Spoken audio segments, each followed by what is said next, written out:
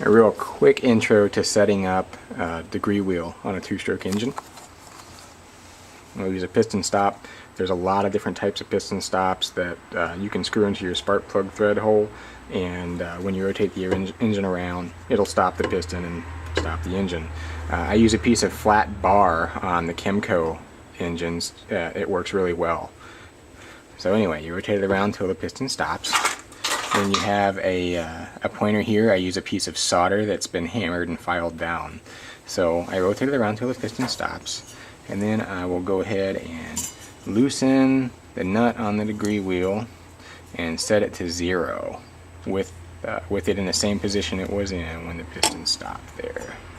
So move it around and you tighten that back up. It's kind of hard to do one-handed, but I got to hold the camera, so this is just meant to give you an idea of what to do. Okay, so you rotate it around, it stops at 0, okay? And then make sure it's good and tight. I'm going to put this down and double check it.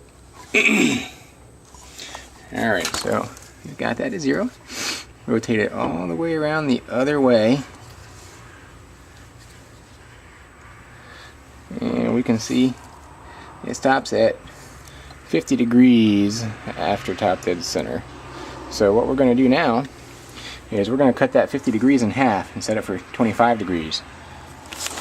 So, sorry you can't see it, I'm just loosening the nut here, moving the degree wheel just a little bit so it hits 25 degrees. And there we are, 25 degrees. And so what you're going to do is you're going to check that when you rotate the engine around in the other direction, adjust that just a little bit more, so 25 degrees, then we're going to rotate it around the other direction here.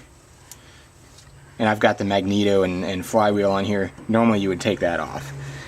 And 25 degrees both ways. So now it's set up, and when you take that piston stop off and you rotate it around to 0, it's going to be at true top dead center. So that's how you basically set it up.